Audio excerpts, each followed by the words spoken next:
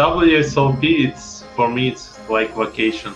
Martirosyan's looking for a diamond. He's got 9 outs to secure his third WSOP gold bracelet. Wow. And it is the 9 of diamonds! No way, unbelievable. And he takes down the 2025 WSOP $25,000 buy-in heads-up championship event. How did you get started in poker? What's the story there? How did you build your bankroll from, $7 spin-and-goes to the point where you could play these 25Ks on GG, or were you severely underrolled? What is your underlying motivation for playing so much poker? I think I just like to play, and I don't force myself to play. I don't really like to put some money goals. I want to be one of the best, and I just working on my game, and I like to work on my game. I like to play. Yeah, I think one of my main skills is changing gears, and I see that a lot of players, even who plays high stakes, they can't do it. What does working on your game look like today? Most of your study sessions, are they structured around looking into a certain spot? How do you tend to set up your studying? Artur Martirosyan, welcome to the GTO LAB Podcast. Hello. Yeah, this is our first 3-man podcast, so thank you for being our test subject. See if Dan and I can play nice with each other and share this space. And if anyone out there wants to guest host the podcast and is a high-stakes poker player, please, looking for more guest hosts. But yeah, thank you for joining us, Arthur. All right, let's kick things off. So I think you're one of the new school regs, the way that I consider it anyway, because I'm old, John's old. How did you get started in poker? What's the story there? I told this story so many times in Russian, but in English will be my first time. I started to play, I think, when I was 16 years old. So I played on Poker Stars, but it was illegal. Yeah, I just put wrong date of birth, and it was okay that time. So I think it was no verification process, or somehow I missed it, I don't know. So I played small stakes, small binds. Before this, I played with friends of my father, so it was first time when I opened poker for me. I just liked the game and started to play. Then I played until 18, but I was of course, not professional. So I played just for fun. So I like to play. Then it was university. I had very, very tough schedule. So I just studied at university, then come home, play all day, then sleep, then wake up and go to the university. And in this schedule, I lived for a year, I think maybe a year and a half. So it was pretty crazy.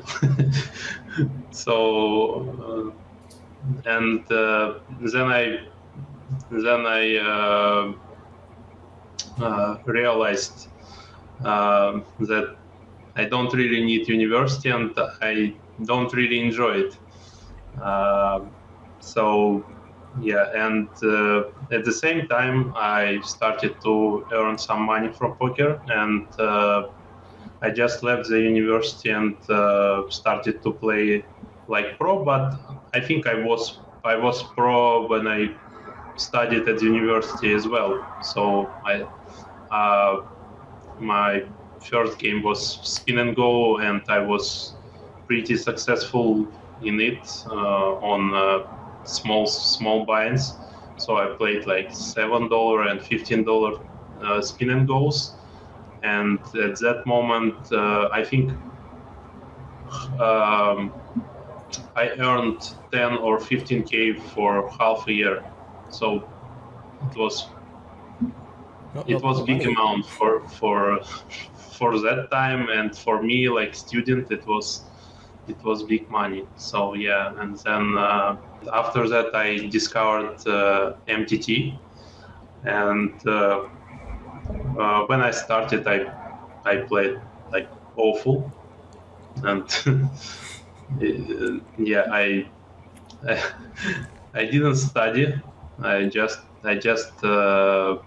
play, and then I started to work on my game, and I had better results. And I think my first like big success was at this like private games with Ivan Dow, this 25Ks when we played every day, like 4 tournaments a day, I remember. I remember. Yeah, I played whole day, like everywhere.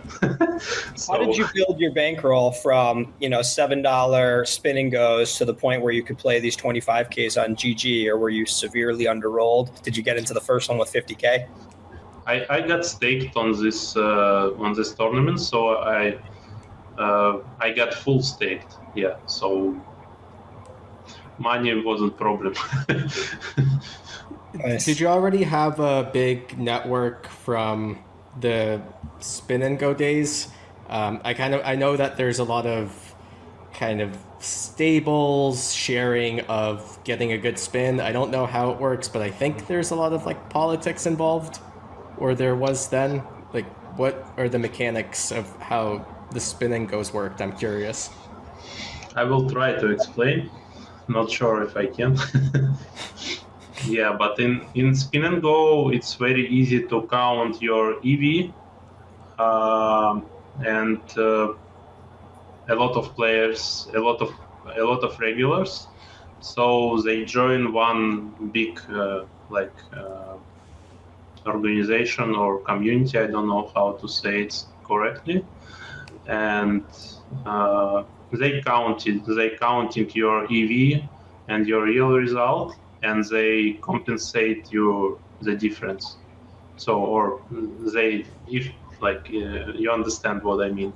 Mm-hmm. Yeah, and I think they still work on that way, but spin and go, it's not so live now, I think. Yeah, and I missed the part when I jumped from $15 spin and go to the highest stakes spin and go. Yeah, it took like 1 or 2 years, so it was very long. Yeah, I stopped on $30 buy, and it was very tough time. Yeah. I think it's interesting how spin and goes are kind of emblematic of the fact that you can take the highest variance game, because these jackpots are so high variance and they make or break your year, or more than your year, and you can make it the lowest variance game when you join a community, as you put it, where they're essentially paying the difference. It's just no variance. Just no variance, and you can put. You can leave some percentage of from jackpots if you want, but you will take less EV.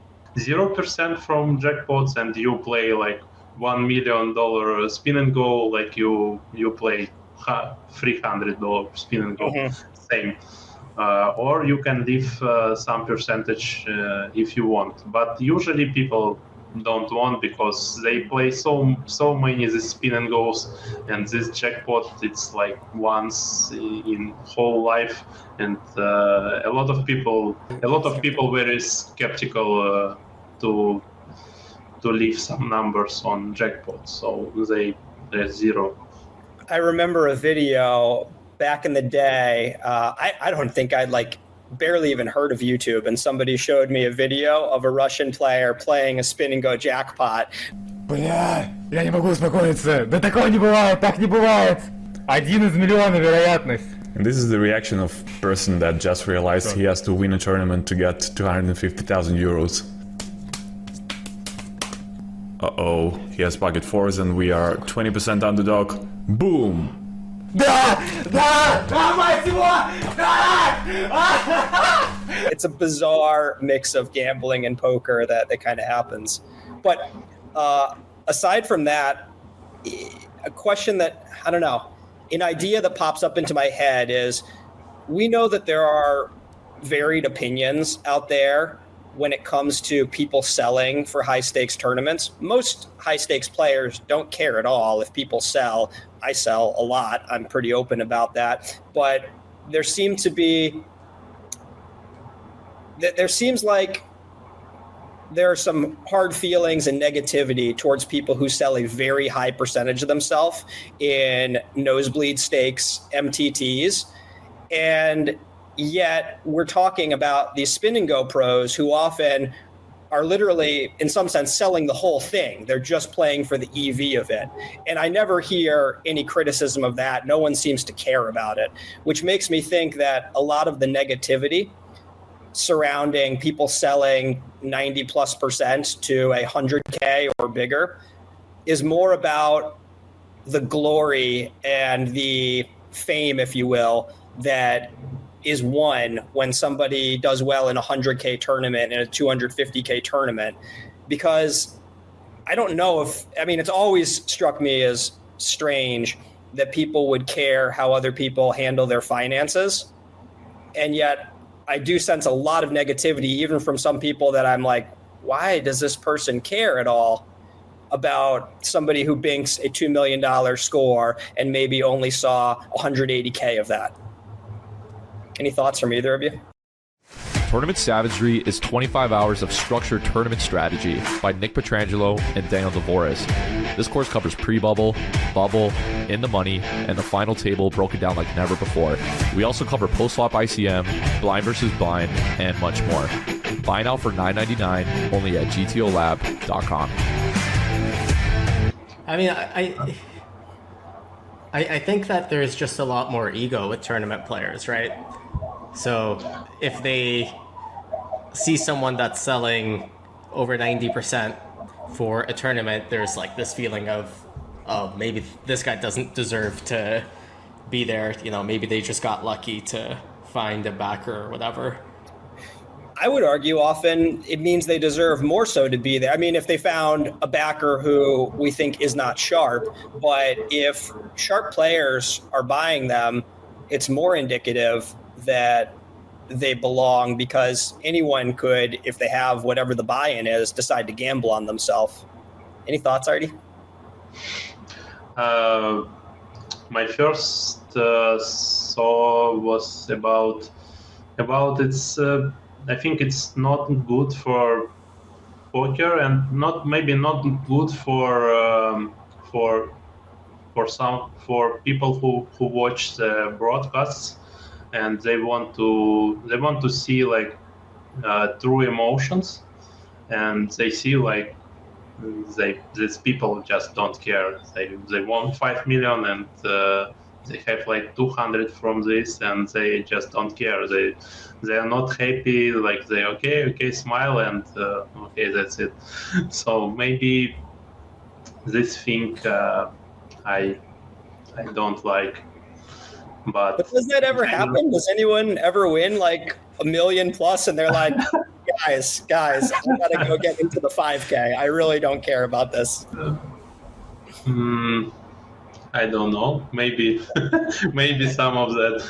To be honest, in my mind, the Sam Greenwood name, maybe. But Fair. I think. Let us know in the comments, Sam.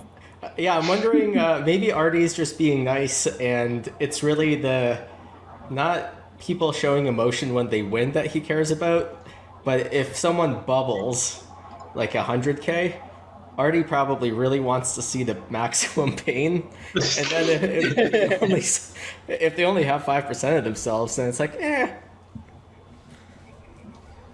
So we're gladiators. We're out there to show our emotions. That's what they put us in the arena. They want to see the blood. Yeah. Fair. And, no virtual reality fighting. It's ну, как бы мы were playing one tournament, but not on the same conditions, because when someone play 100k tournament and have like, I think some of them has less than 5%, not less than 10%, and other player plays full from his money, or like he maybe sell 50%. It's like, in some case it seems not, I don't know, natural or not fair. I don't know, because the people who plays for like 2k, he will play very different way, so he has no pressure on him, and I don't know, it's bad or good, but it changes the game. I would argue he has more pressure on him. It's not the same financial pressure, but often it might be the same ratio of their bankroll. Someone who puts up $5,000 might have a bankroll of 200K, and someone who puts up 50K might have a bankroll of 8 million. I didn't do the numbers. I don't know how that correlates. But, 2 million this way. Shut up, math guy. So, but my counter would be that player, if they play poorly, they are not going to be able to be in action, because their way of playing is by selling so much. And the player who has a big bankroll and can put up a fair amount of money, he can just keep supporting himself and putting himself back in tournaments if he has the money himself.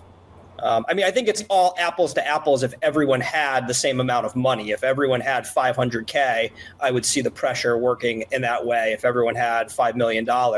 But realistically, there's an extremely strong correlation between wealth and the pieces that people put up of themselves. It's not everyone. I know some very wealthy people who keep small pieces, but yeah. I'm curious, when you went from Spin&Go's to like the GG 25Ks without that much MTT experience, and then you had some sort of backing or staking deal. Was there a lot of pressure that you felt like emotionally on yourself, where if you misplay a hand, then either like the backer will be mad at you or stop backing you? Anything like that?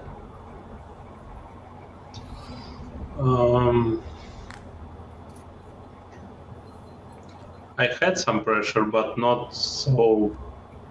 No, I think not really.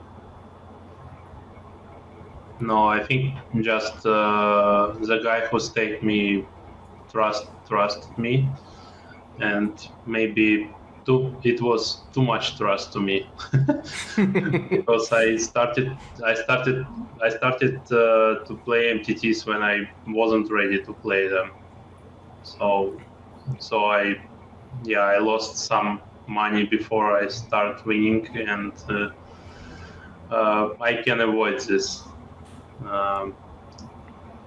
If he can just offered me to take some lessons or coaching, it's it can he can lost much less money if he did this. I have a question for both of you as someone who didn't play those 25Ks. Approximately how many of them do you think ran? I think 400. So about this number, give or take 300 to 500. To me, there's an interesting story here, which is a lot of people have heard of these games. Some people didn't know about them at all, but that's almost the amount of high rollers that have existed in the past, what do you say, Dan, like 10 years? Like live high rollers? It's almost like we have a second entire sample of the whole high roller volume in these 25Ks. Not everyone played them, but a lot of people, a lot of the same names did.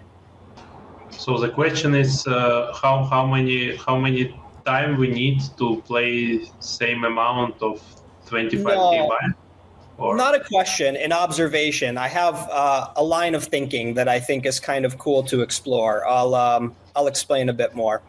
There's a lot of mystery surrounding who are the best players. There's some general agreement. There's a lot of names that you might not find outside of the top 20 or top 30 if you pull a lot of people. But you can see sometimes wildly different answers for people's top 3 or top 5. And also you see things shift rather quickly, especially when someone is winning a lot.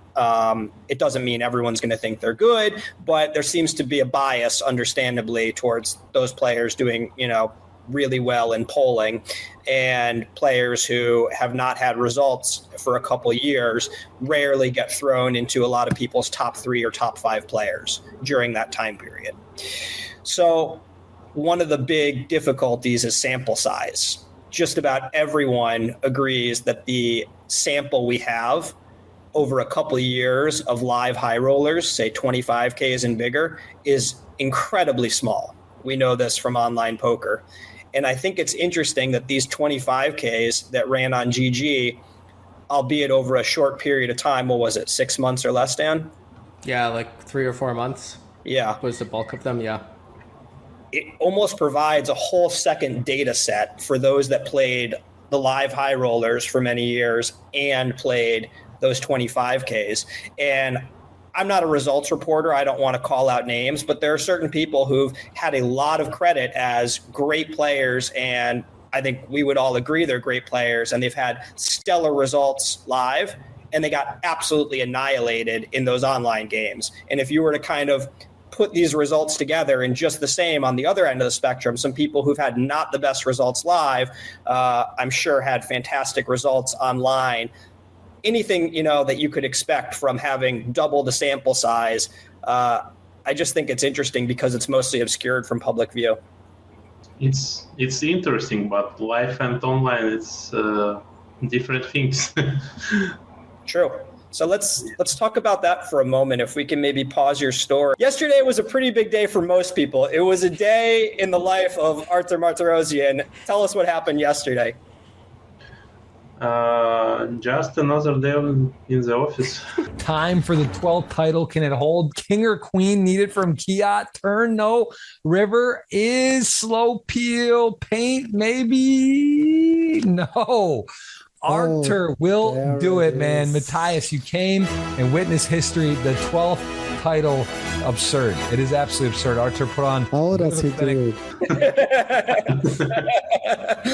Artie took home his 10th GG Millions title. What's the next? Who's closest? How many does the next closest have?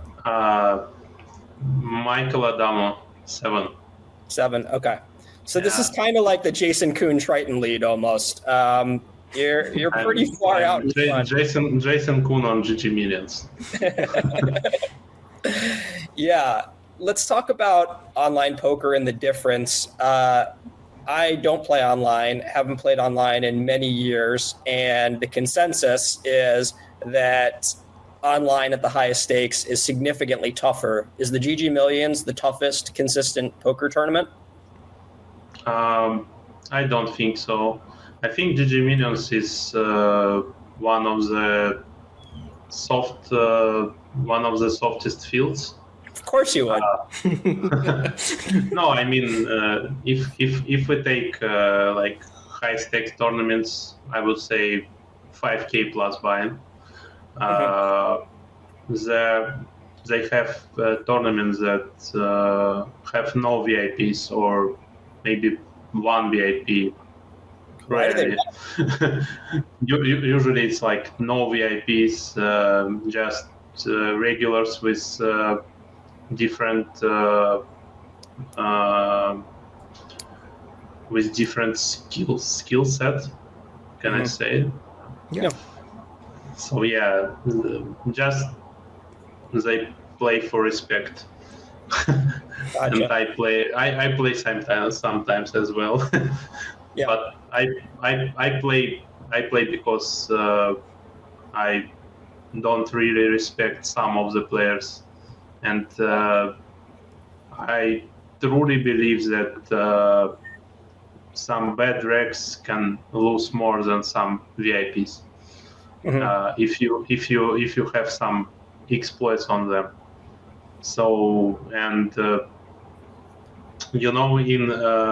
in heads up game, as an example, in heads up game, if you take 2 heads up regs, so one player who has better adjustment can crush other player for 10 or 15 big blinds per 100.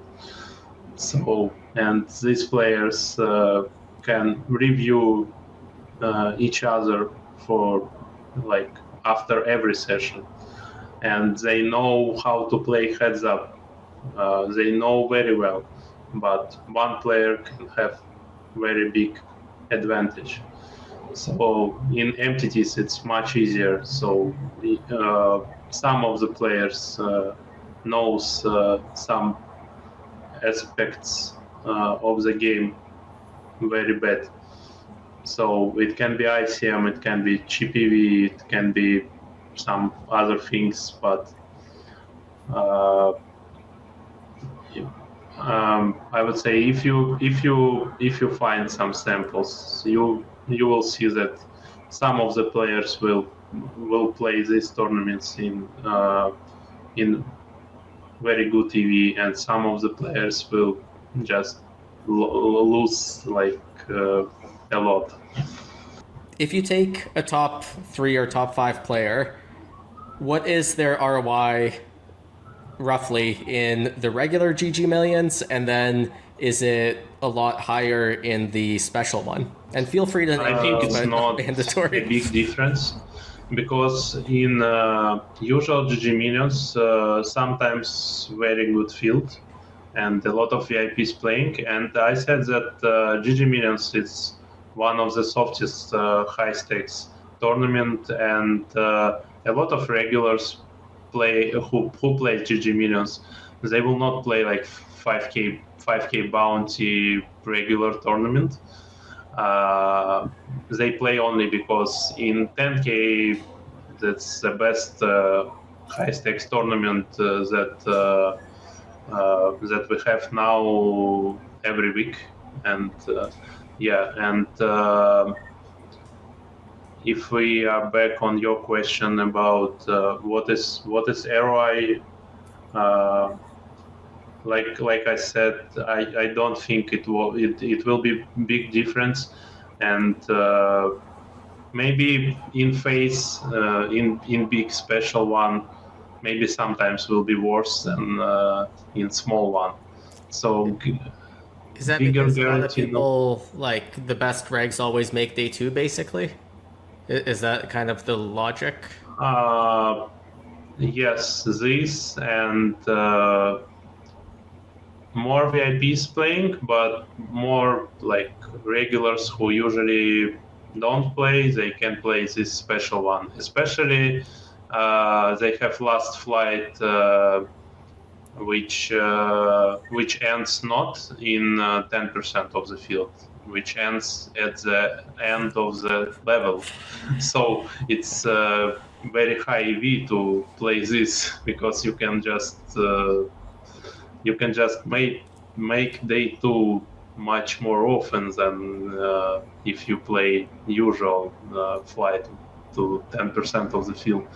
So, and if you want me to say the number, I would take like 15-20% to best players. Wow. For playing from the start, I'm assuming, not for like the late registration. Yeah, with this thing with bonus chips, I think playing from the start is mandatory. Yeah. You will always have some edge because people in GG Millions, they register whole tournament. It's some tournaments on high stakes on GG, people play from start or late rage, and in the middle just almost no registration. But in GG Millions, it's all tournament people register, so it increases our EV to play from start. Got it. So a question that I had is about the volume with which you play. From the outside, knowing that you have 10 GG Millions titles, knowing that every time I've played live poker in the past 3.5 years, you've been there. Granted, I don't play a ton. And knowing that you're now playing PLO as well, you play a lot of poker. You're a very high volume, prolific player. And I wanted to ask about motivation. Everyone has a different reason for being at the table. And of course, it's not just one reason. But are you waking up saying, this is what I want to do today? Or are you motivated by, I want to be the best? Or you have certain, glory goals, money goals?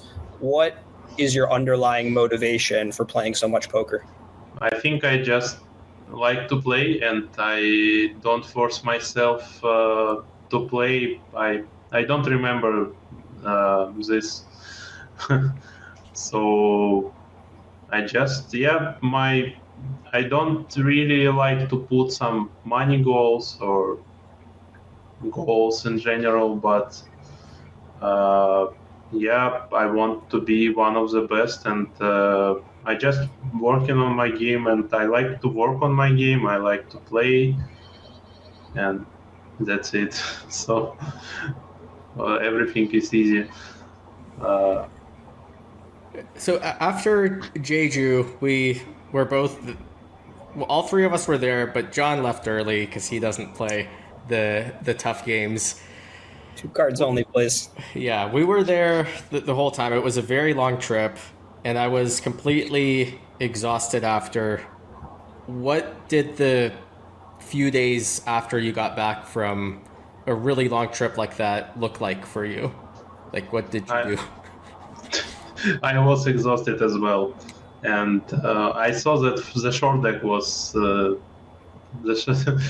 I think I should left earlier, but it can be result oriented. But short deck, of course, it's my worst game, and I didn't realize at the moment that not many points on the line. So I started to play short deck initially because of POI. But then I realized that not many points on the line for this, and I studied short deck before, but not for a long time, and I studied during these games.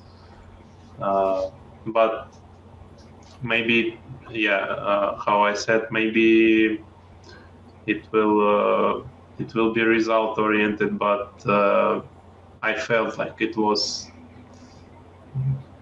Это было лишним, типа. Yeah, you wish you left earlier? Yeah. So then you got home and you sat on the couch for 3 days, or what happened? Played less tables online? Or did you play the 10K the next day? Maybe. If I got home and next day is 10K, I will not miss it. But I was at dinner with Artie once, and he was playing the 10K on his phone. Do you remember that in Bahamas? Yeah, it was. Yeah, it's if the game is if the game is on good time for me, why not? Yeah. I played on very specific conditions sometimes, but now I am trying to play. And now I am trying to play like. Now I am play when conditions is convenient. Now when no big series online, it's nothing to play. So I play only Sunday. But when it's good game and a lot of tournaments with like at least 1K plus buy-in, so I can play more days, like 3, 4, or 5 days a week, possible. But yeah, so I had periods in my life when I played 1.5 months, 12 hours per day. So so I just didn't do anything. I just played every day, played, and some days review my play. So now I'm feeling free. So I play 1 day a week, and when big series I play like 4 days a week, maybe 4 days a week. Tell us about those other 6 days when there's not a lot of poker going on. How do you spend your days? Sometimes I spend some time to work on my game, and I play tennis a lot. So this last month I played a lot of tennis, and in tennis I have like I think good motivation. I'm playing now with kids, but with like very talented kids. I play with a guy who is 10 or 11 years old, but he's very solid. You can imagine, because if you try to tell this story to someone who doesn't understand something in sports, he will think like how you can lose to this kid. Sure. But the kids have real power in that age, and if like if we take like 1 year one year older kid, he will crush you with no chance. Yeah. So Yeah. so right. I found that. yeah, so I found myself this age is ideal for me now, and I have like few kids. They have their personal training just after my. Mm-hmm. So, and playing with me is warm up for them. Nice. But we have real fight. Very This is exploitable. but it's only for me. Maybe only for me. Yeah, But, where is this happening, like physically? I'm playing only with coach, so I don't really have friends here who play tennis, and maybe I don't want to play tennis versus them, because versus kids I like that they have good technique, and the power of the shots. It's sometimes strong, but it's okay for me to to catch it, to push myself and catch it. Yeah, I like tennis a lot now, so I hope I will crush Alex in Monte Carlo. Ponikov's challenge issued. Yeah. Are you playing chess too, by the way? Like we talked about tennis. I'm just curious. You have the Magnus Carlsen avatar on GG. Yeah, surprisingly for me, that a lot of questions about my avatar with Magnus, but nothing special. I just love Magnus in chess, and for me, Magnus is the face of chess and very like the god, legend, and maybe. For me, he's the best player all time in chess. I put him on my avatar. I look at him, and he's like face of discipline. He reminds me to be more. Oh, it's to remind yourself to be more disciplined. More disciplined, yeah. It's funny.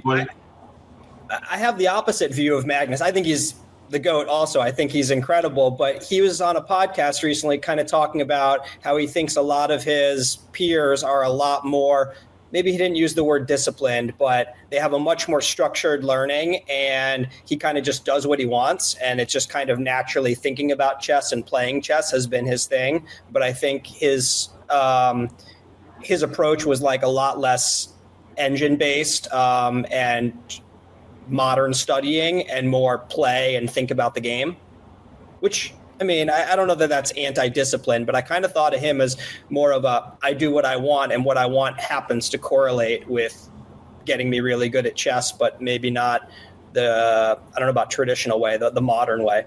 I don't, to be honest, I don't know how is really disciplined Magnus in his life, and when he's not playing chess at the tournaments. But when he's playing these tournaments, I think he's very focused and disciplined, and he's always winning.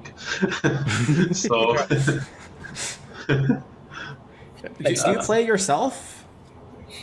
Like any chess? Few years ago, when I watched how this in English, this Queen's Gambit. This show influenced a lot of people to play chess, maybe for someone to study chess, and I played. It was a period when I played a lot of chess, not a lot of good results. Yeah, but on my highest points was like 1,500 on Chess.com. I played on Chess.com. Yeah, and then I don't know for what reason I just stopped playing. I'm playing sometimes with friends, maybe sometimes, but like maybe one time in 2 weeks or one time in months. So just now I'm not following the news about chess, and I'm not playing at all.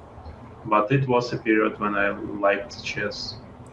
When you were playing a lot, did you ever feel guilty that you were playing another game instead of playing cheating poker on poker? Making money? Yeah. No, because I played poker a lot and played chess a lot. Oh, you just did both? Okay. You don't find it like interferes? Like you get tired mentally from playing chess and then you can't be as focused with poker? No, I played same games, and sometimes I played it at the same time. Oh my god, that's crazy to me. Yeah. That's something I'm curious about that I want to get to the bottom of. I don't know that we're going to get there, but poker takes a lot out of me. Like I've been asked by 3 or 4 people now, are you coming to Monte Carlo? I'm like, no. I say, why?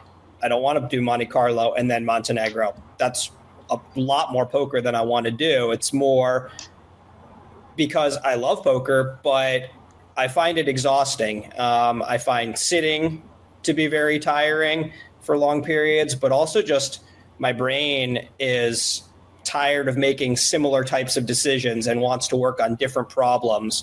And it feels like you don't need that same renewal. Like chess to me, even though I'm not a chess player, the very little I've played, the way Dan's coming at it is kind of how I think I would be, where, oh my gosh, this is exhausting. These are similar types of problems. Do you just not need decompression with very different things? Do you feel kind of continually renewed by poker?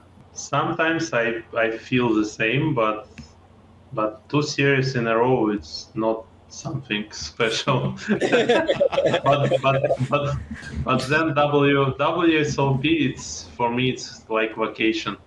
So I don't really need to think deep in in the tournaments. So I have like strategy and not many exploits, and you play versus like random people. Mm-hmm. No, it's for me it's way easier than. So for me it's easier to play 1.5 months WSOP than 1 Triton.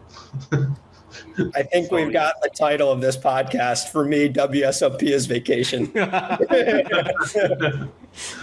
and then I lost everything on WSOP.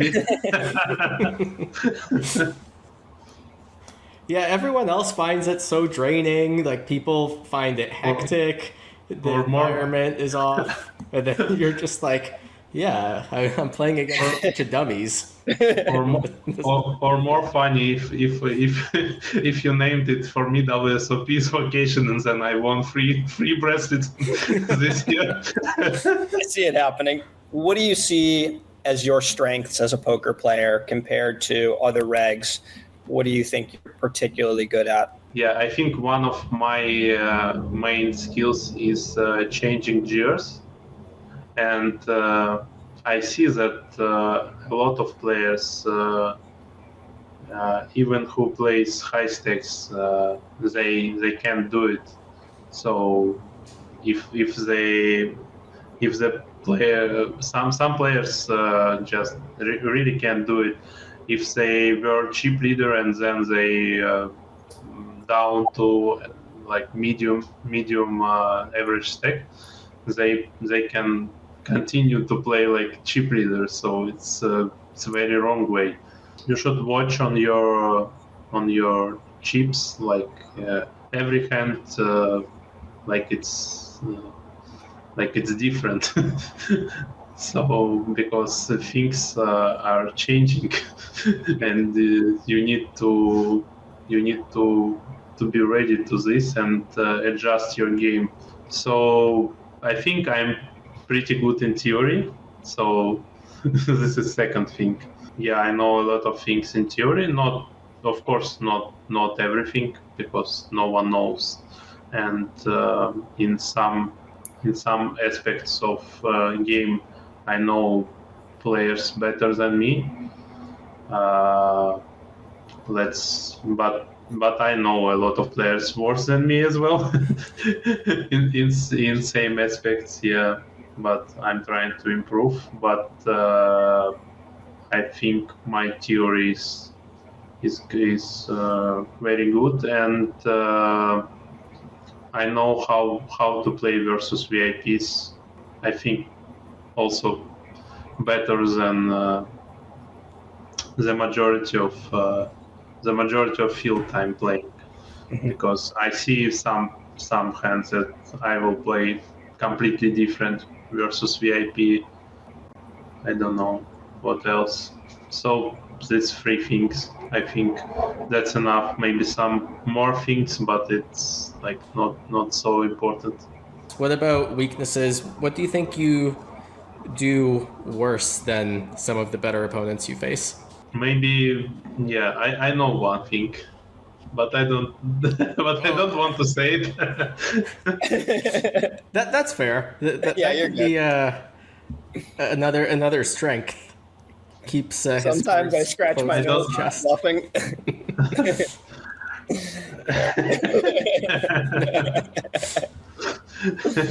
Okay. Have you had any colossally bad downswings? And if so, how did you handle it? How do you feel like you handle losses generally? I think every next downswing or downstreak. Both work. Both. Yeah.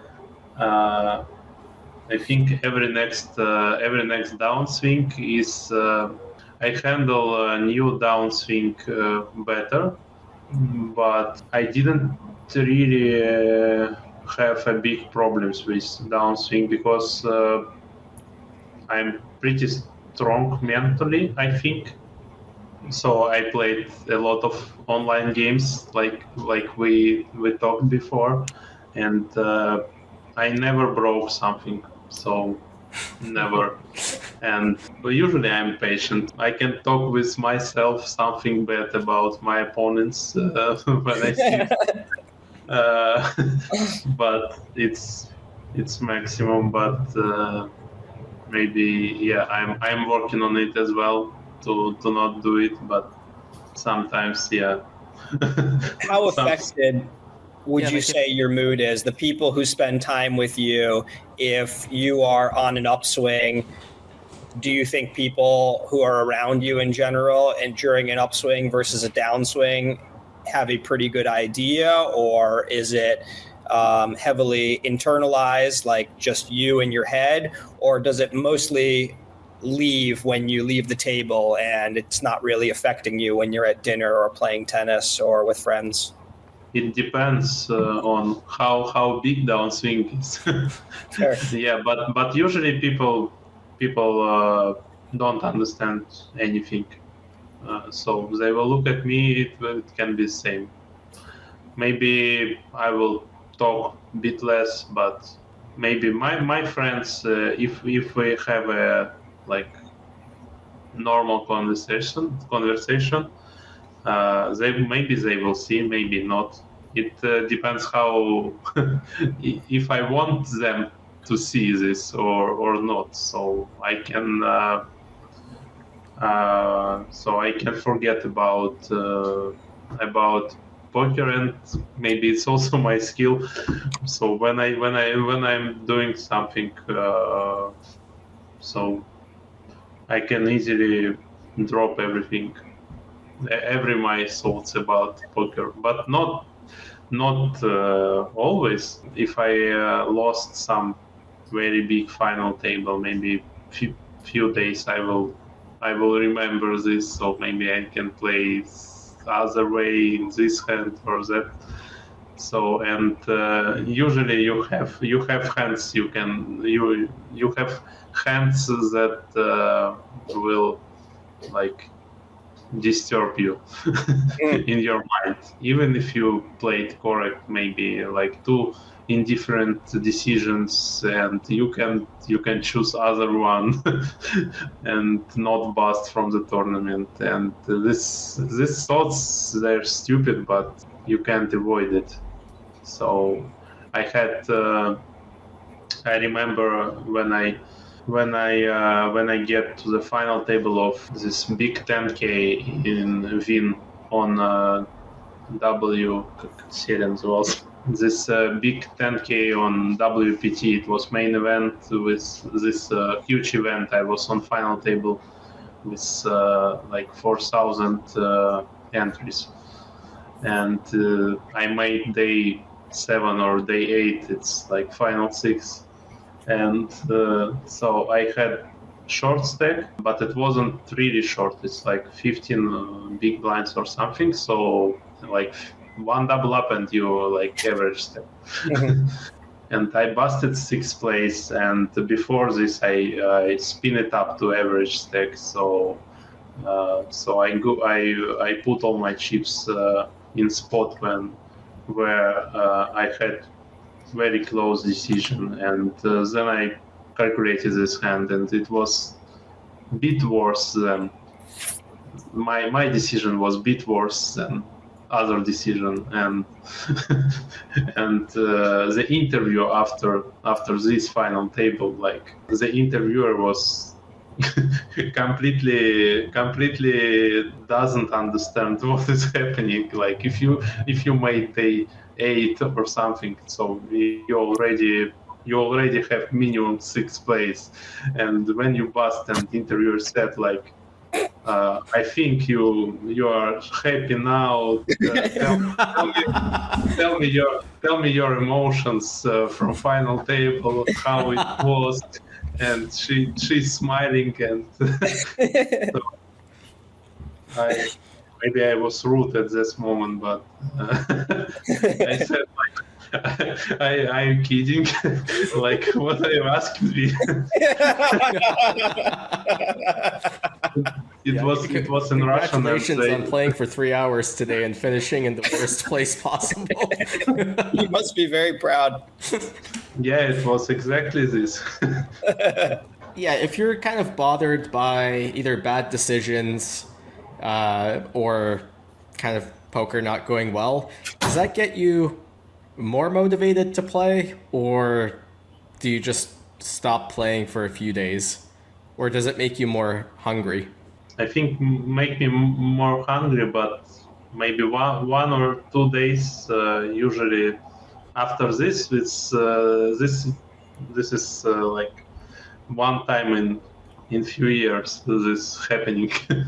I will take 1 or 2, maybe 3 days. Maybe not 2 days. Maybe we'll play next day. I don't know. I'm hungry to eat shitty food and take 3 months off. Yeah, but I'm hungry always. But it makes me motivated more. So more to work on my game and more to know every spot better than I know now. So I will calculate it all, and then I will think that next time I will for sure choose the right decision. Let's talk about getting better, bringing it to the strategy corner. What does working on your game look like today? Most of your study sessions, are they structured around looking into a certain spot? Are they divided up between different ICM spots and chip EV?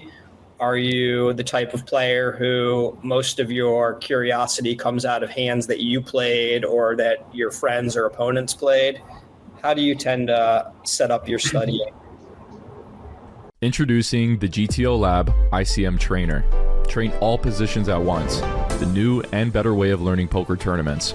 Master all stages of the tournament. Pre-bubble, bubble, in the money, 2 and 3 tables left, and the final table. Learn how to crush tournaments from our coaches and get the most out of the trainer. We have the biggest ICM library ever with over 14,000 solutions created by Nick Petrangelo and Dvoress.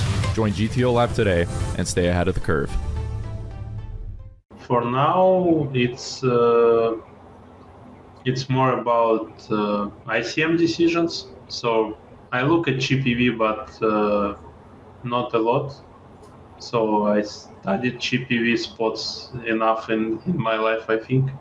But sometimes I can look, but mostly it's ICM spots. And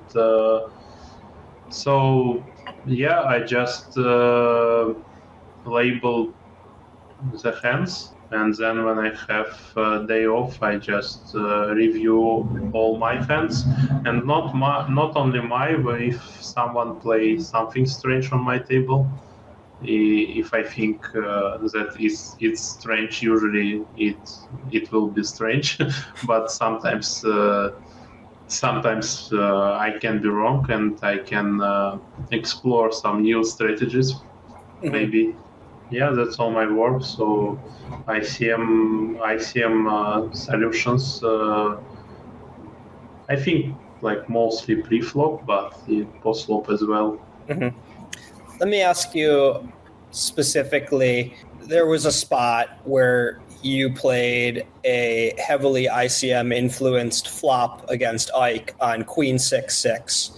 And in hindsight, you didn't love c-betting and maybe thought there was less c-betting overall. Now, you told me you hadn't looked up that spot, but if that was a hand that you had looked up, would you look into everything about that spot and then typically move on to the next hand? Or would you start looking at Queen 5-5 compared to Queen 4-4 compared to King 6-6 and just kind of, would you use that Queen 6-6 flop as a launching point to learn more about the c-bet strategy at that spot?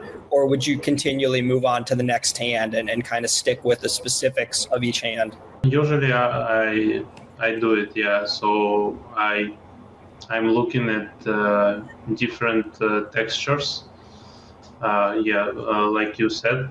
But this spot, why I didn't review this spot, I was not feeling good at that moment. So I felt not like I had not good mental. I was not good at mental state at that moment. Mm-hmm. So it's very important thing also, and especially in live poker, you should have mental strength when you play. And on I had a pretty tough schedule too. So usually I review the hands when I coming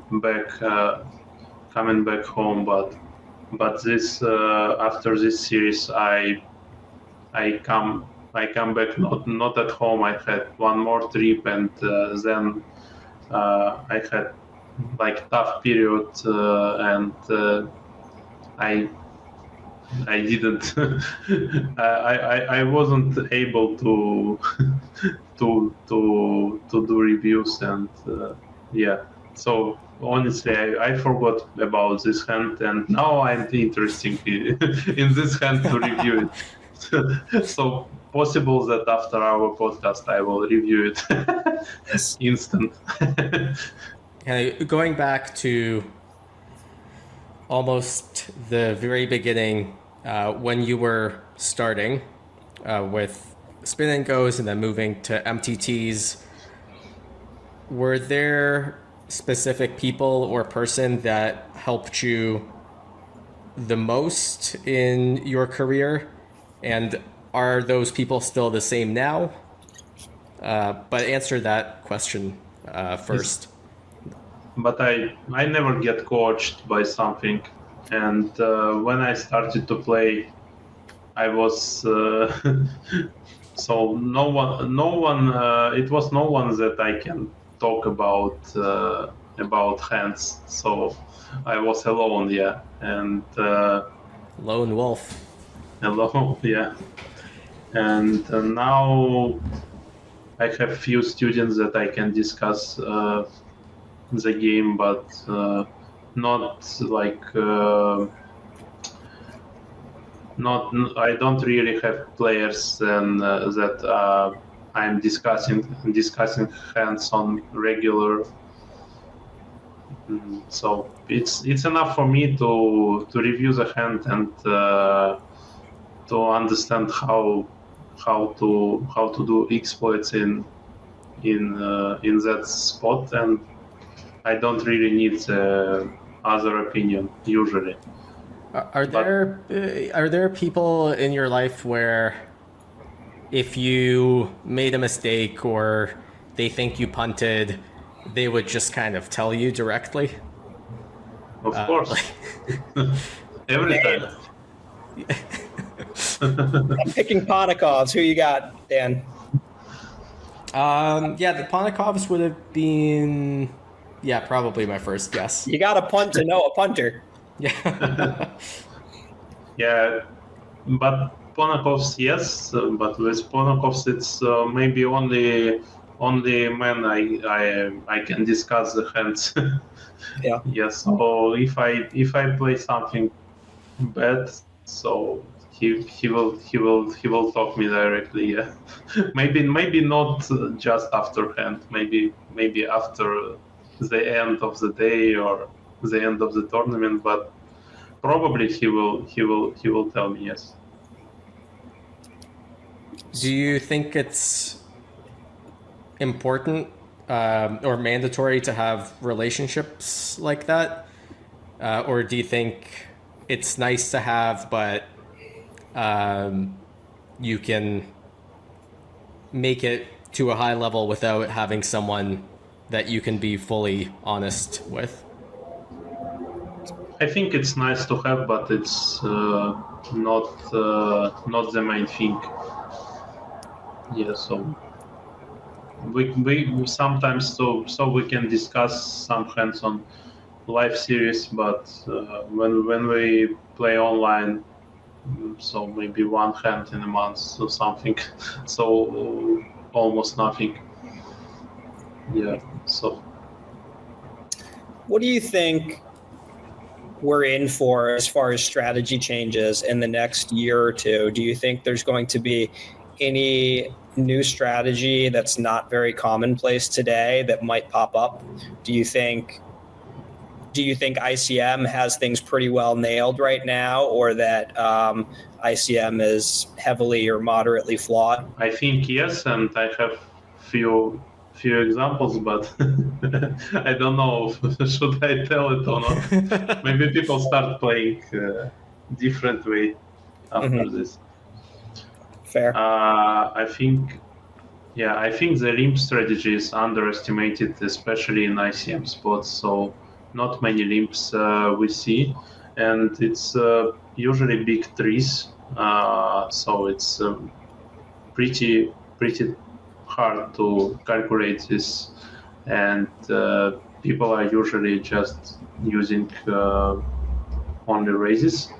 Maybe I think so. It's possible to see some open limps more in future, and in ICM also I think we will see more leads because now it's not a lot, but in it's a lot of ICM spots exist that we need lead option in textures, and we in GPV we just don't have leads, and people usually play everything like in GPV, and only few, even if player can think that this type of situation and this type of texture is good for lead for like, let's say, 20% of the range leads, they will probably skip it always because they just don't want to play like strange spot, or they don't want to look strange in eyes of others. I think that's can be important for someone. I think that's some of the most interesting stuff with regard to poker in 2025 is it, you know, when you talk about mid-stakes poker, let's say a $1,500 live event where you've got some very good players, some okay players, and some really bad players, you've got really complex decisions trying to figure out how you want to approach those spots. And I think right now, as a lot of people are transitioning to what we believe are good ICM preflop ranges, so you can see some of these leads emerge, for example, but then you're trying to understand this opponent who opened, does he understand that ace-2 off is a good open and 6-5 suited and pocket twos should be folding? I don't know, and that will have a huge impact on whether or not I'm going to find leads on this very mid board, let's say 5, 7, 8 or something, trying to understand if I'm up against a very ace-X heavy range or a more traditional chips range. And then it kind of, you know, becomes so complex that I think a lot of people might just altogether avoid. They don't want to blunder or find themselves in lines that are too strange when they're not sure about their opponent's range. I think the fear is kind of like, Artie mentioned being afraid of playing a weird line. That's probably the main thing. That's and maybe being afraid that you don't know this spot exactly. So maybe you know that you should lead, and you know which cards you should continue leading. Mm-hmm. But what if your opponent raise you flop, and so maybe this line you already don't know, and this fear, yes, that you need to know the spot fully to play this. And what I wanted to say, it's also hard things that you should know your opponents well, because in some spots you can, let's say, raise hijack and big blind defense, and the texture doesn't matter. The flop come, and you know that big blind should lead 30% of his range, and he checked, and you need to understand he has 100% check, or he checked, because you can't know this, and your strategy is completely different. So it's also a good point. So I would sure, like, if I play versus Ponakovs, that he knows in some textures that he has leads, and versus some players, I will sure that they don't know that leads exist. But for some players, I can't imagine do they know these things or not. Mm-hmm. Yeah, that's when you talk about some of the pre-solves for chip EV, thinking about GTO Wizard, for example. If GTO Wizard has a pre-solve where they're leading the turn 60 to 100% of their range and your opponent checks to you, huge effect trying to figure out, like, was this just a range check? Was this actually they knew to lead 70% of their range and they happened to check? Makes a massive difference for the imposition range. I tell my students, like, completely disregard what you're seeing at this point, because the chances are your opponent was playing pretty much no leads on the turn. So GTO Wizard is completely scrambled up for the imposition. Yeah, especially for the high lead turns. You're just in no man's land. Yeah, I'll give you an example. Is like 4, 5, 6 goes check, check. Let's say, I don't know, big blind versus under the gun, and then the turn is a 3, and your opponent checks to you.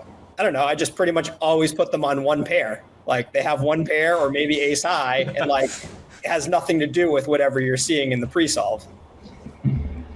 Yeah. Do you think there's value to like, esoteric leading spots aside, just going back to what you said earlier with going down a weird line and then avoiding going down a weird line for the sake of avoiding it?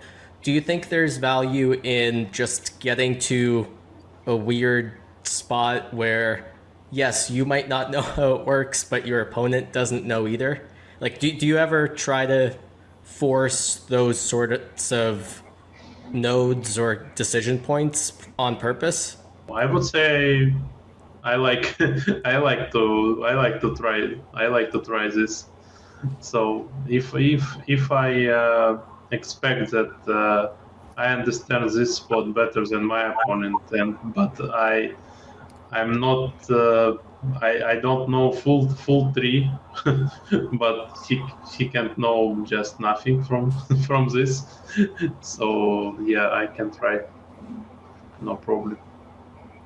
I think those situations, it's like, in general, the first few iterations, you're probably giving up EV, because if you're more knowledgeable than your opponent, in some ways you can be equalizing things by just both of you getting confused. But as you get more experience playing in the jungle, dealing with chaos, you start to develop a set of instincts for how your opponents are going to kind of flight or fight in different situations. You know, no single street poker situation correlates to another, but the more you find yourself in weird, chaotic spots, the more you develop a set of instincts that the more theory-oriented players won't. That's an excuse to not know theory, John. It makes everything more interesting.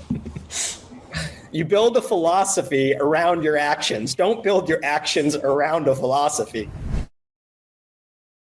So something different. We'll do a little PLO breakdown. Fun hand that we played.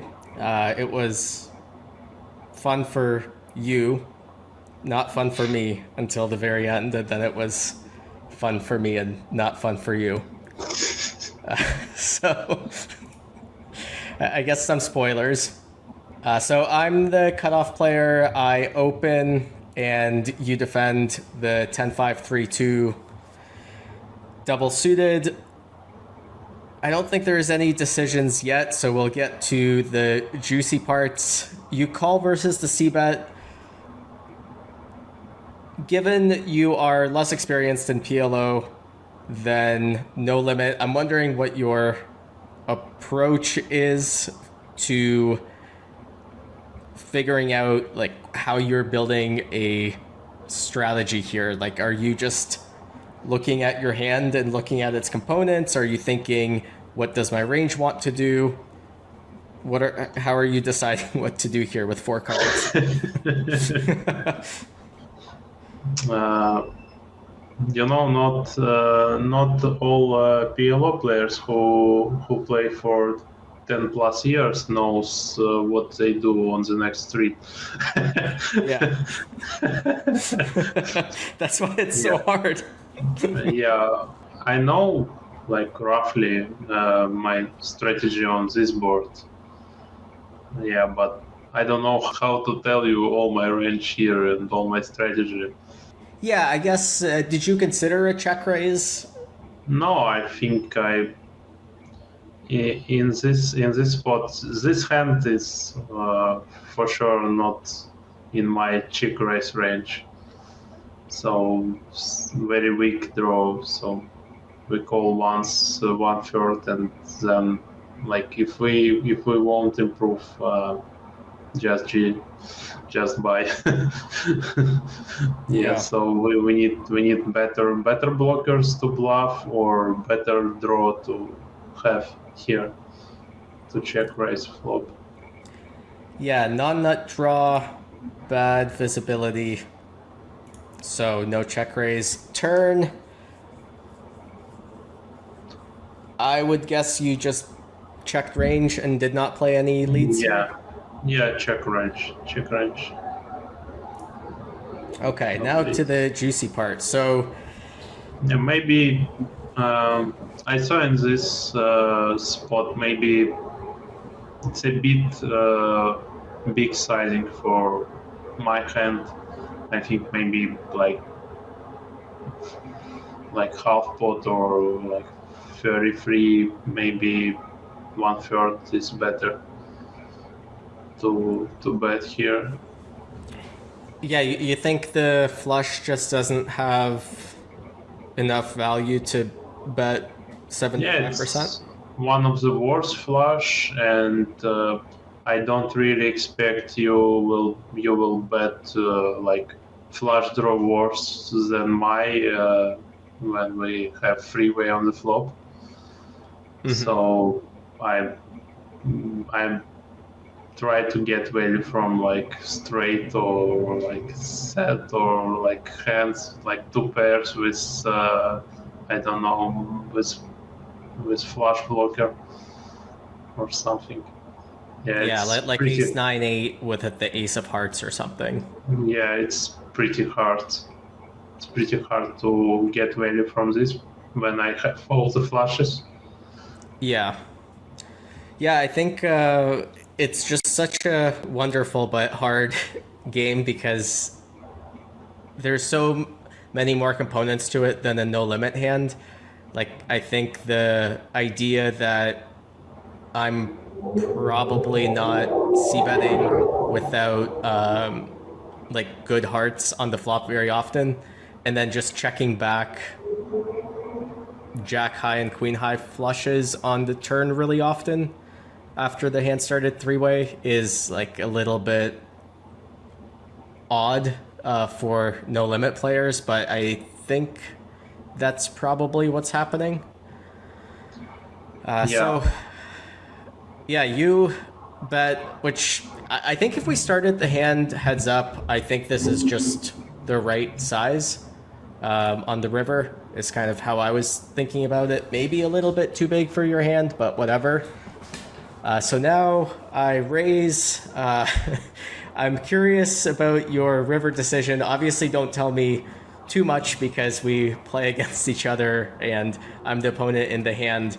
But were you obviously have the double straight flush blocker, but what else went into your decision here? I was pretty sure that I I had the worst hand now. So it's a very like specific line, and not really often people plays with bluffs in such kind of spots. So I was pretty sure that you have like ace high flush or king high flush, especially ace high flush, I think. But I saw that I have one of these hands that I want to bet free bet, and if you don't have 7 of hearts, if you have 7 of hearts, GG for me. But yeah, ace 7 of hearts. Well, yeah, I'm not folding. Yeah, but ace 7 of hearts, you will. I saw you will bet turn often ace 7 of hearts. So this hand you had, it's more logical to have. Yeah, and I just tried maybe check 7 of hearts or queen 7 of hearts, so possible. And I saw if I avoid this 7 of hearts, so other hands will fold often. Yeah. Not always, but often. And I still think that with your hand, it's more likely to fold than to call. And but maybe I think maybe you call versus me, especially. maybe versus other opponent, and so maybe I have not a lot of experience in Omaha, but I played enough. And in such kind of spots, you need really specific opponent to show you bluff in this hand, because usually the majority of players will have just no bluffs in these spots. Yeah, and I have all straight flushes, so a lot of combos, and I need to have hands like I have to bluff with, and I need to bluff with this hand. So if I have value, I will always play like this. But if I have bluffs, I need to play this, so I can just fold on your race and forget about this hand. So right. Yeah. From my perspective, since I've kind of asked so much about your strategy, I'll give some of mine. So from my perspective, I think on the turn, having the ace and the king of hearts, an intuitive one to check back, it's hard to get 2 streets of value. And then I thought the 8, I block some sets. I also block the board from pairing a little bit, so it's an intuitive one to check. And then once you 3-bet the river with my hand, I was in so much pain.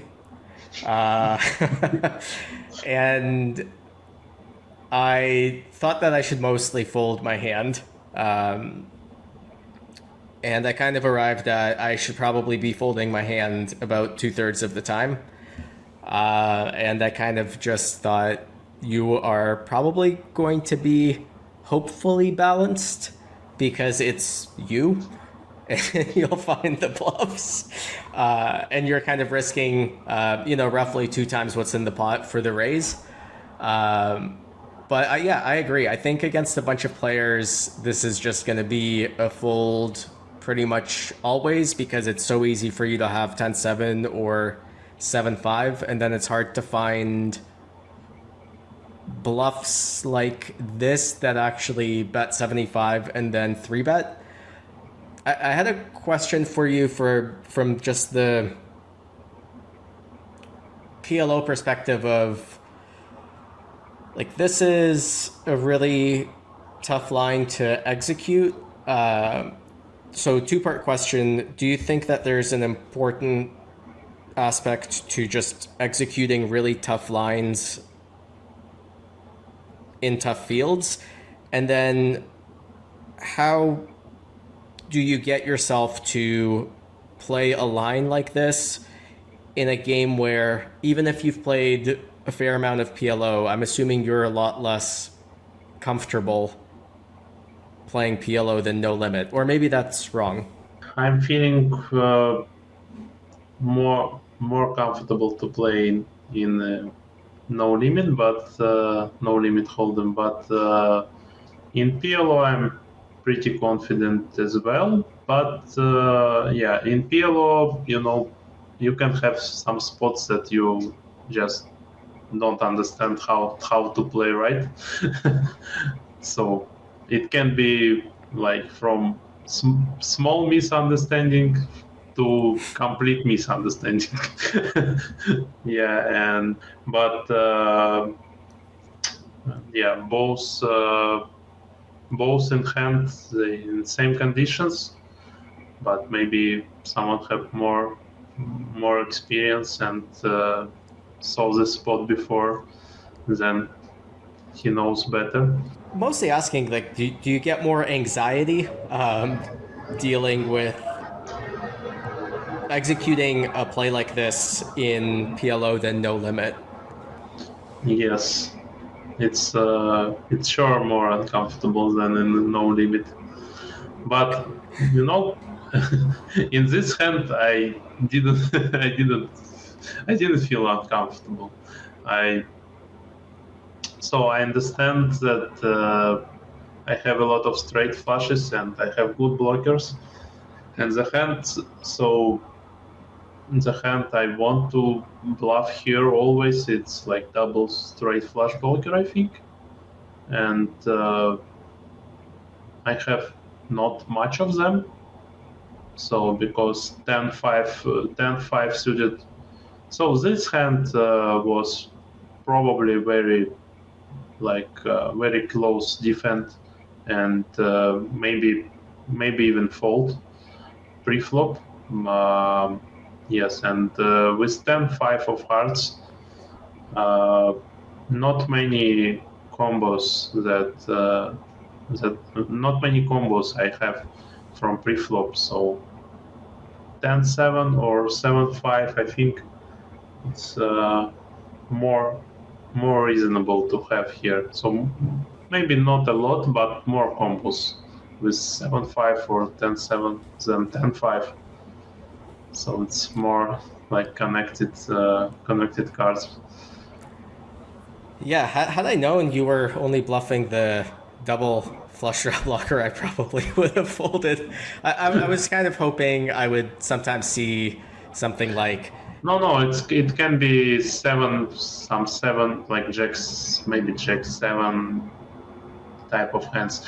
But it's, you understand, so my hand is easy to bluff because 7 of hearts, only one card, and the flushes, big flushes with 7 of hearts, 8-7 of hearts, you will, in my opinion, you will often bet turn, and king 7 of hearts, not raising for value maybe. Yeah, I don't think so. Yeah, so, and when I have jack 7 of hearts, let's say, I need to avoid 5 and I need to avoid 10 of hearts, and you will have these cards more often than 7 of hearts, and so it's hard because even if you have one of these cards, you wouldn't believe me. So, yeah, but when I so have 10-5 of hearts, I'm so yeah. So you very maybe never you have like 7 of hearts. Maybe sometimes you have. I don't know. Yeah, it's hard because I have to have exactly A7. A7, yeah. And yeah, that I checked back the turn with. But yeah, fun hand for both of us, I think. More so in the end, but it is kind of sick that you just had the one where you were just kind of like, yeah, I gotta bluff this one. And it is nice to get into those spots sometimes where you're just like, haha, I have the magic hand. All right, so final table of the main event. This hand you picked for review. So no one can criticize me for picking a hand that went well for me. Yeah, that's I think an interesting hand. Not pre-flop because pre-flop standard open, and Sam should defend up to queens, or up to queens. I think queens full frequency. So jacks is pure call. On the flop, I mean it's close EV for me to see bet and check, and solver prefers to bet more with ace of hearts to have this like power card on the next streets to bluff on hearts and put pressure. But I decided to check. Yeah, turn comes 6, and here some things start to happen. Yeah, for the flop, just quick question: do you randomize those spots, or just kind of know that you could do both and decide in the moment one thing or the other? Sometimes randomize, but usually like just decide. I knew that I can bet and I can check. Maybe I didn't know the exact proportion. Proportion. Yeah, I didn't know the exact proportion, but roughly I know. I knew this. Yeah, and here comes a bet. It's, I think it was half pot or more. Yeah, exactly half pot. Exactly half. Almost. Yeah, I think exactly half. I think more than half. No. Wait, he bet 775 into. Very good high stakes player. Yes, you are right. More than half. He bet 775 into 375. Yeah, it's like 55% or something. Yeah. I think here is already close, and versus some players, maybe I can fold the turn. Maybe versus some players, I'm happy to call the turn. I think the Sam is neutral opponent to here, so I decided to call the turn. Yeah, Sam he'll find the bluffs, but probably won't bluff too much. Yeah, but you know it's not hard to bluff this. It's not hard to bluff here on the turn. Yeah, when you check it's on harder the flop on the river if you call. Yeah, a lot of after folds I have. So yeah, and you're still so uncapped, I think. Like, I'm assuming you're checking back aces and kings, like, more than sometimes, maybe even, like... Yeah, I think I should check a lot of hands here. So my range is, it's kind of, like, very good balanced here. So some flush draws as well. Even not flush draws on the flop, I can check as well. So River, when you sent this hand and watched it the first time, I thought it would go very differently. Yeah. You saw I will shove on his bet, yeah? Yeah. That's kind of what... I mean... That can be a way to do it, yeah. But the thing is, Sam's sizing, it's not really about theory, so it's something between. Because when I reviewed this hand, and when I played this hand also, I can't understand how he builds his strategy here, because in theory he should bet 1/3 or bet pot and 1/3 for all like team value, and pot is more polar. So he bet 66%, right in the middle. Yeah. With a hand that's in the middle, kind of. Yeah, in the hand it's in the middle. Yeah, so and we can only imagine what was his thoughts. Maybe this is his polar siding, or maybe he just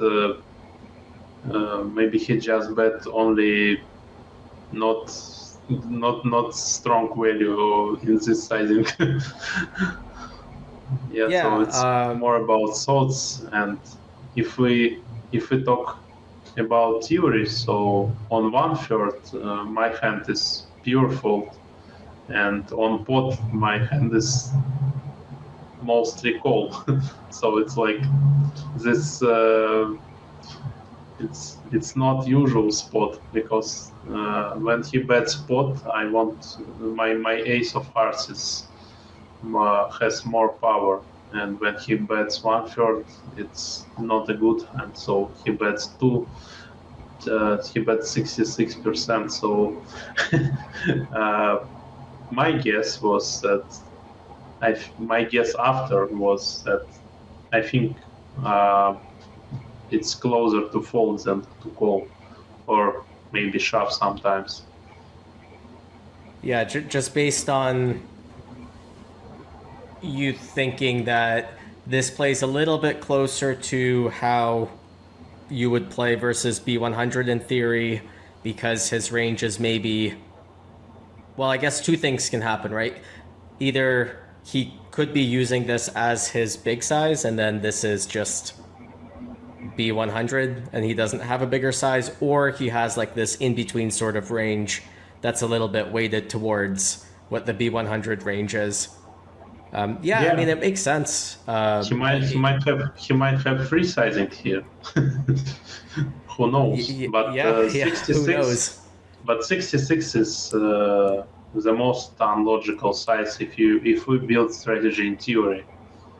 And his hand jacks is it's pure 1/3. So it's not about pot, it's about 1/3. And if we put few sizings, so solver will decide to play 1/3 always.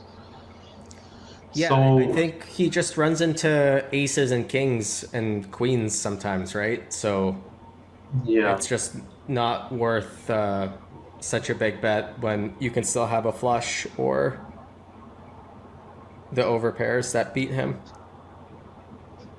Yeah, maybe, yeah. So shove is also option, because we need to know. So if he will bet greedy with full houses and flushes, more greedy than he bet with jacks. So shove can be very good options. But I think that he will not hero fold with jacks or some type of hands on my shove, even with What's jacks. your minimum value bet here? Like the weakest hand that you would shove for value? It will be flush. I'm trying to think how high it should be. That's what I'm thinking too, because I'm not sure. Yeah.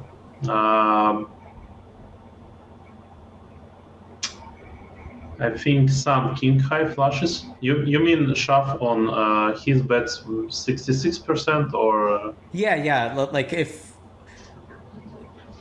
I guess like if you had king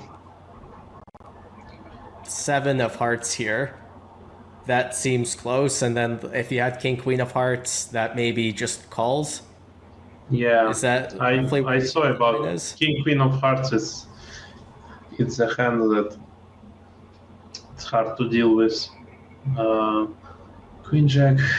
I mean, I opened from early position and what my range is.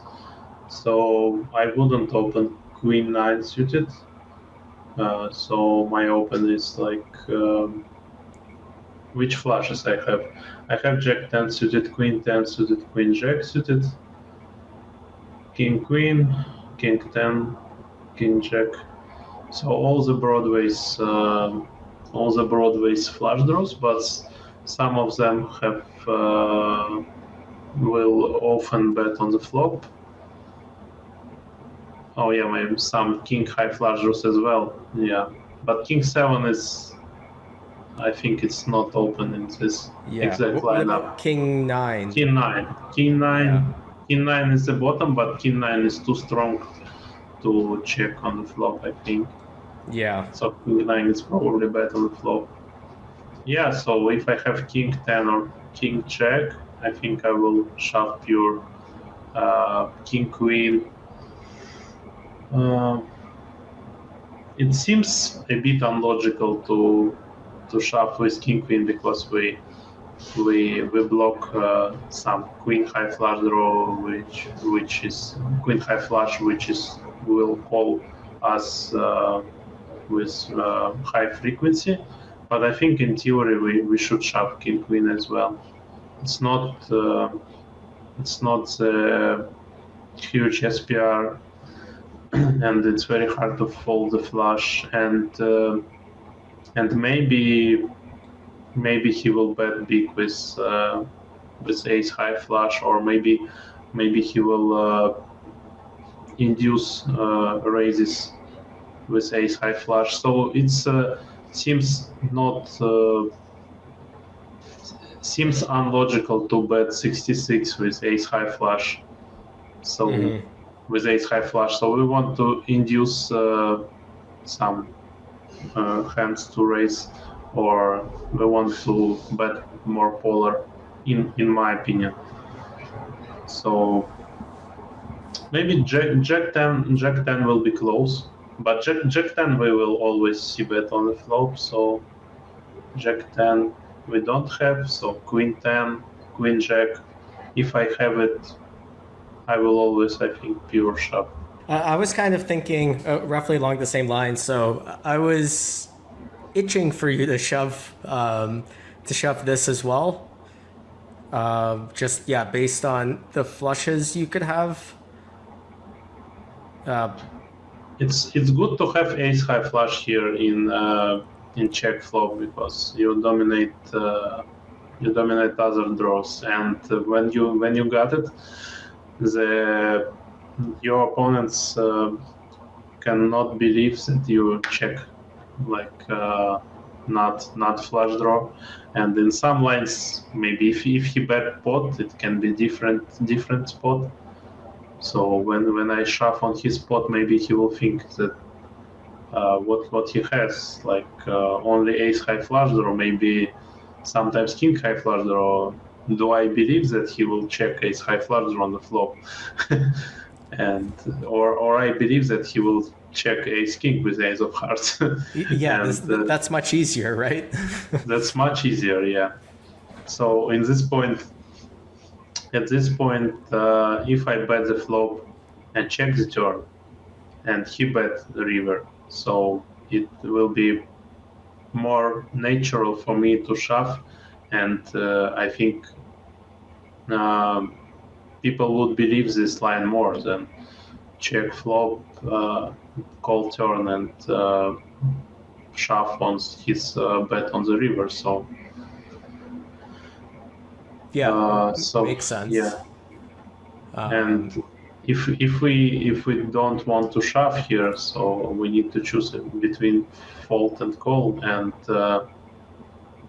at that exact moment I preferred call, but then when I reviewed this hand, I think my best option to fold here, because this if he puts jacks into 66% instead of 33%, so he can put other hands from 33% to 66%, and my hand is fold on 33%.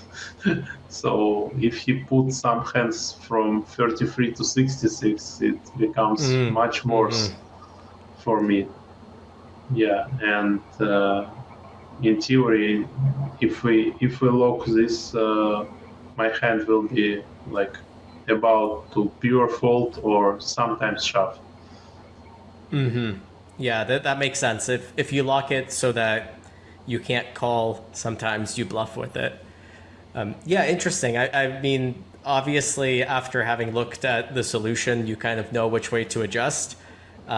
Just looking at this hand for the first time, intuitively, if I didn't shove, I don't think I would have folded. Like, it just seems so easy to find too many bluffs, and yeah, but too many value as well. And I see apparently, I mean, I'm surprised to see something as weak as jacks for B66 for sure. And yeah, I agree. It doesn't really make too much sense to use this size. Okay, yeah. I mean, interesting stuff. I was kind of hoping to see fireworks and see you jam on the river, but I agree with your breakdown, and I can see why you didn't want to do that. I think you would have a hard time believing you and would probably put you on a hand exactly like you had.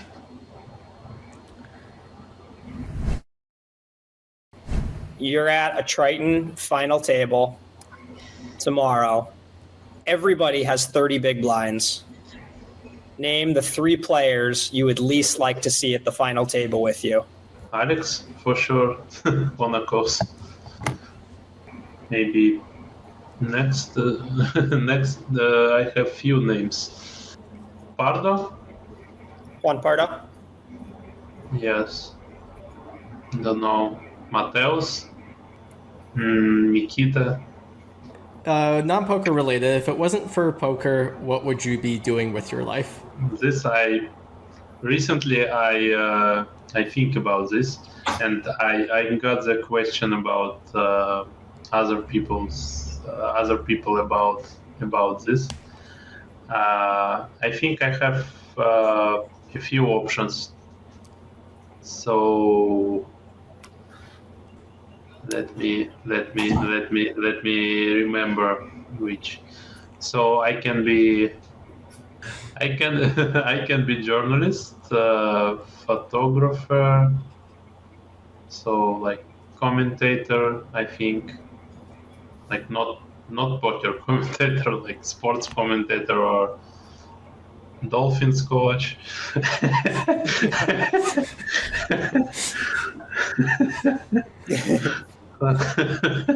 Yeah, and maybe some business stuff.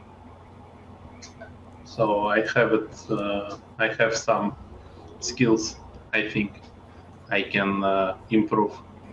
Our final question on the podcast is always 3 recommendations of any kind. If there's anything that you think has enhanced your life that might bring value to others, what have you got?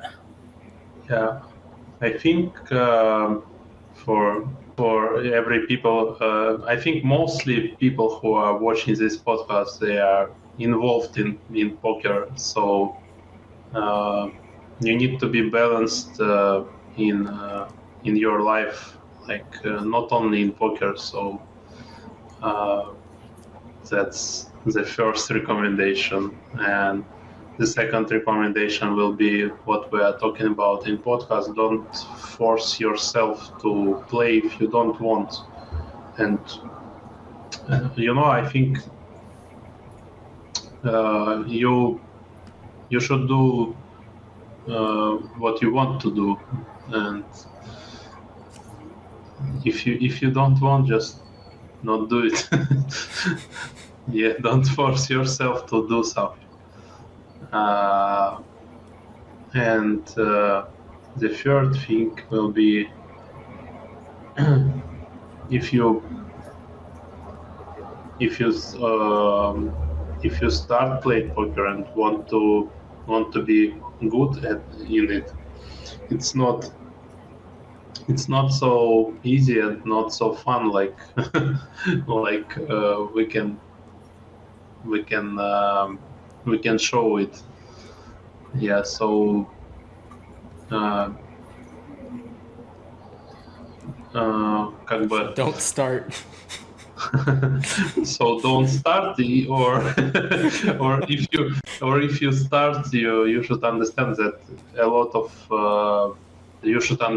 it takes a lot of time and effort, and at the end of it, you can be you can have like nothing.